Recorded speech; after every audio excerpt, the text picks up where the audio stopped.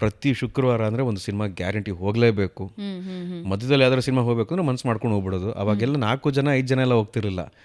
18 ಜನ 20 ಜನ 25 ಜನ ಮಿನಿಮಮ್ ಥಿಯೇಟ್ರಿಗೆ ಹೋಗ್ತಾ ಇದ್ದಿದ್ದು, ಗುಂಪಲ್ಲೇ ಹೋಗ್ತಾ ಇದ್ವಿ.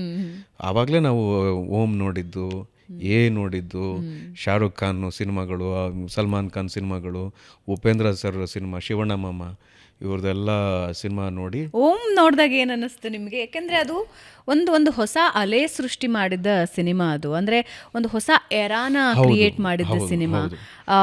Still we remember Shivaraj Kumar ಅವರು ಲೈಟರ್ ಕೈಯಲ್ಲಿ ಹಿಡ್ಕೊಂಡಿರ್ತಾರೆ. ಜಸ್ಟ್ ಇಂಟ್ರೊಡಕ್ಷನ್ ಇದೆಯಲ್ಲ, ಅದು ಸಿನಿಮಾ ಗ್ರಾಮರ್ನೇ ಬ್ರೇಕ್ ಮಾಡಿದಂಥ ಸಿನಿಮಾ. ಅಂದರೆ ನಮಗೆಲ್ಲ ಹೊಸದವಾಗ ಆ ಎಕ್ಸೈಟ್ಮೆಂಟ್ ಆ ರೇಂಜ್ಗೆ ಇರ್ತಿತ್ತು.